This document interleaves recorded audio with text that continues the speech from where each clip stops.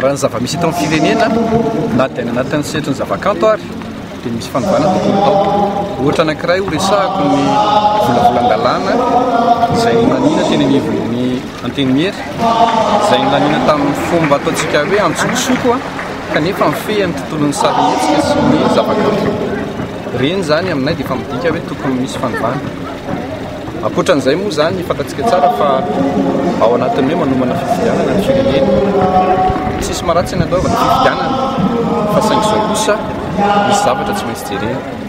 Raha niaraka izay teo anivon'ireo hoe olona izay mijoro amin'ny maha-olom-pirenena tao anivon'ny fanoro dia nanolotra zavatra telo. Voalohany aloha mahakasika ny gouvernement izay niresahana hoe teknisianina no tokony ao.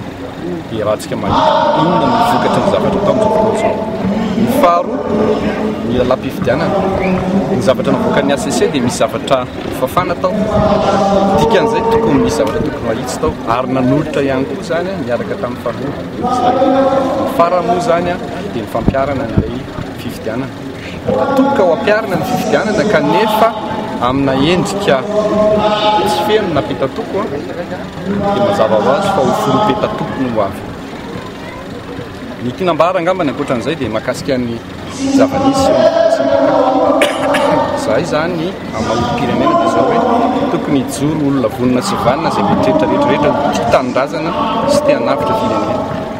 Noentina teny amin'ny toerana fitoloana ireny syndikalista ireny dia tsy malala menatra ve ianareo mpitarika misitrika rehefa nahazo metimety aminareo dia navelanareo hiahaka ary sao dia mba anareo ihany koa indraindray mampirisika an'ireny zera-bomba tamin'ireny mpampianatra ireny. Mieritrerety ianareo fa tompona andraikitra ary ivereny vahao ny syndika satria ianareo mitarika an'ireny tenyrenitena mahalalana ohatra. Ny aloha zany zavatra tsotra mahakasika an'ilay fampianarana.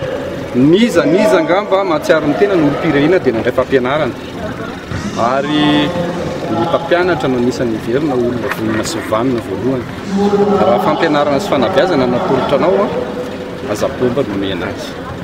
Ary sao dia sanatriny tsy voadolaka ny tana fa ireo ray aman-drenin'ny mpianatra izay mijaly ny mpianatra tsy mianatra ireo nge ka ho atsoinao hifidy anao rehefa avy eo.